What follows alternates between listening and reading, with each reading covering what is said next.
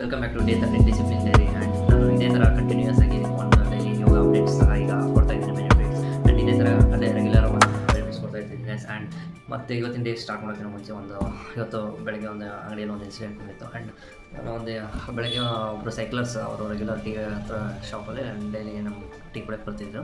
And ಇವತ್ತು ಬಂದಾಗ ಅವ್ರ ಹತ್ರ ಹಂಗೆ ಒಂದು ಕೇಳ್ತಿದ್ದೆ, ಸರ್ ನೀವೆಲ್ಲ ಎಷ್ಟು ಮಟ್ಟ ಸೈಕಲ್ ಹೊಡ್ತಿದ್ದೀರಾ, ಎಷ್ಟು ವರ್ಷದಿಂದ ಹೊಡ್ತಿದ್ದೀರಾ ಅಂತ ಅವರ ಕೇಳಿದೆ. ಆ್ಯಂಡ್ ಅವ್ರ ಇನ್ಸ್ಟಾಗ್ರಾಮ್ ರೀಲ್ಸ್ ಇತ್ತು. ಆ್ಯಂಡ್ ಅವರೆಲ್ಲ ತೋರಿಸ್ತಿದ್ರು ಅವರು ಆಲ್ಮೋಸ್ಟು ಇಂಡಿಯಾದಲ್ಲೇ ಟಾಪ್ ಸೈಕ್ಲರ್. ಆದರೆ ನಮ್ಮ ದೇಶದಲ್ಲಿ ಯಾವ ಥರ ಇದೆ ಅಂದರೆ ಒಬ್ಬರು ಏನೇ ಈ ಥರ ಸಾಧಿಸ್ತಿದ್ದಾರೆ ಅಂದರೆ ಅವರು ರೀಸೆಂಟಾಗಿ ಅವ್ರ ಏಜ್ ಬಂದುಬಿಟ್ಟು 57 ಇಯರ್ಸ್. ಆ್ಯಂಡ್ ಅವರು ಎಂಟೈರ್ ಕರ್ನಾಟಕ ಸೈಕಲಲ್ಲಿ ಟ್ರಾವೆಲ್ ಮಾಡಿದ್ದಾರೆ. ಆ್ಯಂಡ್ ಈಗ ರೀಸೆಂಟಾಗಿ ಮೊನ್ನೆ ಧರ್ಮಸ್ಥಳ ಆಗುಂಬೆ ಘಾಟಲ್ಲಿ ಸಹ ಸೈಕಲ್ ಹೊಡೆದು ಬರೀ 1 ಡೇಯಲ್ಲೇ ಕಂಪ್ಲೀಟ್ ಮಾಡಿದ್ದಾರೆ. ಅದು ಕೇಳ್ತಾ ಇದ್ದೆ ಅವ್ರಿಗೆ, ಈ ಥರ ಎಲ್ಲ ಮಾಡಿದಾರಲ್ಲ ಸರ್, ರೀಲೆಲ್ಲ ಮಾಡಿದ್ದಾರೆ, ಯಾಕೆ ನಿಮಗೆ ಎಷ್ಟು ಫಾಲೋವರ್ಸ್ ಇಲ್ಲ ಅಂತ ಕೇಳಿದ್ದೆ. ಅವಾಗೆ ಅವ್ರು ರೀಲ್ ಅಂತ ಅವ್ರೇನು ಮಾಮೂಲೆಲ್ಲ ರೀಲ್ ಮಾಡಿದ್ರು, ಡ್ರೋನ್ ಶೂಟ್ ಪ್ರತಿಯೊಂದು ಎಷ್ಟು ಚೆನ್ನಾಗೆಲ್ಲ ಮಾಡಿದ್ರು. ಅದನ್ನು ನನಗೆ ಕೇಳಿಸ, ಯಾಕೆ ಸರ್ ಹಂಗೆ ಫಾಲೋವರ್ಸ್ ಎಲ್ಲ ಯಾಕೆ ಕಮ್ಮಿ ಇದ್ದಾರೆ ಹಂಗೆ ಅಂತ ಕೇಳಿದೆ.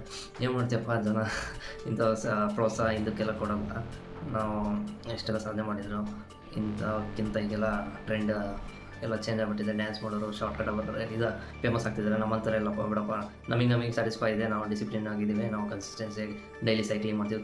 ಡೈಲಿ 30 to 40 ಕಿಲೋಮೀಟರ್ ಸೈಕ್ಲಿಂಗ್ ಮಾಡ್ತಾರಂತೆ. ಆ್ಯಂಡ್ ಅದೇ ನಾನು ಆಶ್ಚರ್ಯಪಟ್ಟೆ, sir really it's great sir.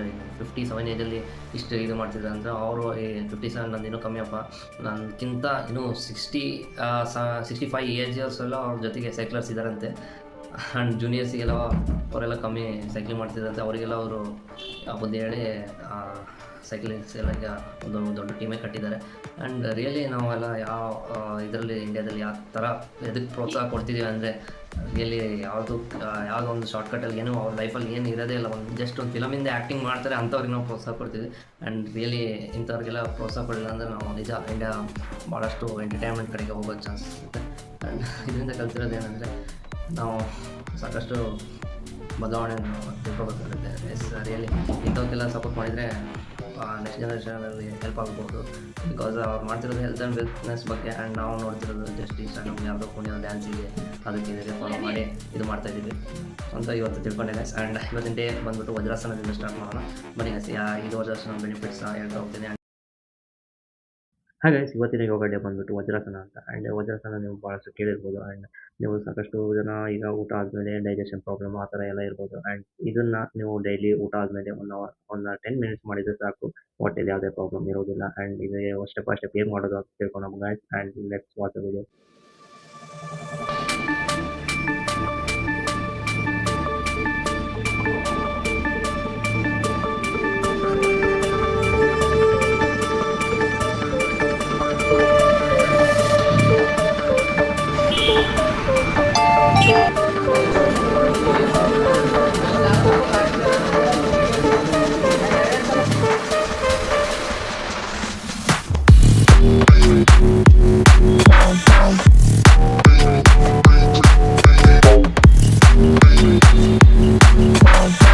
ಇವತ್ತು ರೆಡಿ ಮುಗ್ಕೊಂಡು ಬರ್ತಾಯಿದ್ದೀನಿ. ಆ್ಯಂಡ್ ಇವತ್ತು ಇಂಟ್ರಿಪ್ ಲೇಟಾಗಿ ಬಿಟ್ಟರು ಸಹ, and again I have to maintain that discipline.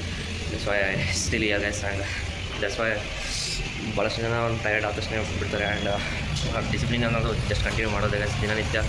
And ರಿಸಲ್ಟ್ಗೋಸ್ಕರ ವೇಟ್ ಮಾಡಬೇಡಿ. ಆ್ಯಂಡ್ ಡಿಸಿಪ್ಲಿನ್ ಅನ್ನೋದು ಡೈಲಿ ಮೇಂಟೈನ್ ಮಾಡಲೇಬೇಕು. ಇವತ್ತಿನ ಡೇ 13 ನಾವು ಇವತ್ತು ವಜ್ರಾಸನ ಬೆನಿಫಿಟ್ ಅಂತ ತಿಳ್ಕೊಂಡ್ವಿ. ಆ್ಯಂಡ್ ಭಾಳಷ್ಟು ನನಗೆ ಹೆಲ್ಪ್ ಆಗುತ್ತೆ ಅಂತ ಅಂದ್ಕೊಂಡಿದ್ದೀನಿ. ಆ್ಯಂಡ್ ಇವತ್ತಿನ ಡೇ 13 ಡಿಸಿಪ್ಲಿನಲ್ಲಿ ನಾನು ಫಸ್ಟ್ ಸ್ಟಾರ್ಟಿಂಗಲ್ಲಿ ಒಂದು ಸಣ್ಣ ಎಕ್ಸಾಂಪಲ್ ಹೇಳಿದೆ. ಆ್ಯಂಡ್ ಇದು ಎಕ್ಸಾಂಪಲ್ ಅಲ್ಲ ಗೈಸ್. ಆ್ಯಂಡ್ ಇವತ್ತು ರಿಯಲ್ ಇನ್ಸಿಡೆಂಟ್ ನಡೆದಿತ್ತು. ಆ್ಯಂಡ್ ಭಾಳಷ್ಟು ಜನ ಒಂದು ಹಿಡನ್ ಟ್ಯಾಲೆಂಟ್ಸ್ನ ಇರ್ತವೆ. ಆ್ಯಂಡ್ ನಾವು ಅಂಥವರಿಗೆ ಪ್ರಶಂಸೋದು ಬಿಟ್ಟು ಬೇರೆಯವರಿಗೆ ಯಾವುದಾದ್ರು ಯೂಸ್ ಆಗಲಿದ್ದಕ್ಕೆ ಎಲ್ಲ ನಾವು ಪ್ರೋತ್ಸಾಹಿಸ್ತಿದ್ವಿ. ಅದರಿಂದ ದೇಶಕ್ಕೆ ಯಾವುದೋ ಒಳ್ಳೆಯ ಹೆಸರು ತಂದುಕೊಡಲ್ಲ ಗೈಸ್. ಆ್ಯಂಡ್ ಇಂಥವ್ರಿಗೆ ಸಪೋರ್ಟ್ ಮಾಡೋದ್ರಿಂದ ನಮ್ಗೆ ಯಾವುದೋ ಒಲಿಂಪಿಕ್ ಆಗಲಿ ಯಾವುದೇ ಒಂದು ಇದಕ್ಕೆ ನಮ್ಮ ದೇಶಕ್ಕೆ ಒಂದು ಕಿರೀಟನ ತಂದುಕೊಡ್ಬೋದು. ನೀವು ನೋಡ್ತಿರ್ಬೋದು ನಮ್ಮ ಇಂಡಿಯಾದಲ್ಲಿ ಗೋಲ್ಡ್ ಮೆಡಲ್ ಎಷ್ಟು ಇರ್ತಿದೆ. ನಮ್ಮ ದೇಶ, ನಮ್ಮ ಚೀನಾ ದೇಶ ನೋಡ್ತಿರ್ಬೋದು ಯಾವ ಥರ ಇದೆ ಅಂತ.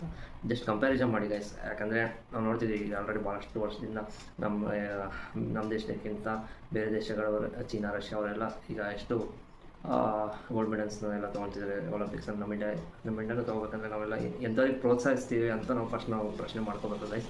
ಆ್ಯಂಡ್ ಇದನ್ನು ಹೇಳ್ತಾ ನಾನು ಒಳ್ಳೆಯದಕ್ಕೆ ಪ್ರೋತ್ಸಾಹಿಸಿ. ಆ್ಯಂಡ್ ಇವತ್ತಿನ ಡೇ 13 ಡಿಸಿಪ್ಲಿನ್ ಡೈರಿ ಆ್ಯಂಡ್ ಎಲ್ಲರಿಗೂ ಹೆಲ್ಪ್ ಆಗಿದೆ ಅಂತ ಅಂದ್ಕೊಂಡಿದ್ದೀನಿ.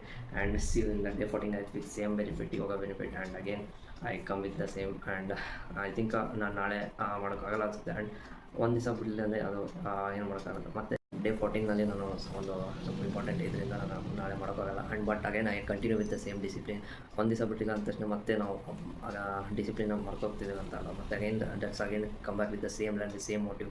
That's called the real discipline. Sometimes ರೂಟೀನಲ್ಲಿ ಬ್ರೇಕ್ ಆಗ್ಬೋದು ಆ್ಯಂಡ್ ಅಗೇನ್ ಕಮ್ ಬ್ಯಾಕ್ ಮಾಡಿ ಮತ್ತೆ ಕಂಟಿನ್ಯೂ ಮಾಡೋದಿದೆಯಲ್ಲ, ಅದು discipline guys. And thank you for watching. ಇದೇ ಥರ ಸಪೋರ್ಟ್ ಮಾಡ್ತೀನಿ. ಆ್ಯಂಡ್ ಡೇಸ್ 14 ಸ್ಕಿಪ್ ಆಗಿ day 15 again I go with the same.